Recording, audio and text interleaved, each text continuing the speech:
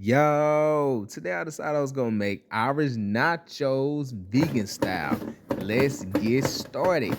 You see that I'm slicing up the potato. I'm adding some grapeseed oil with a little bit of smoked paprika and salt-free Creole seasoning. I just needed a little bit because I'm gonna be adding some stuff to it.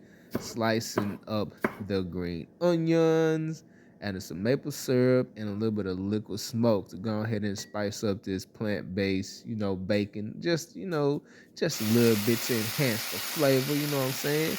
Add it on the skillet for a little bit. Pop the potatoes in the oven for about 20 minutes until they will golden brown. Now it's time to assemble the nachos.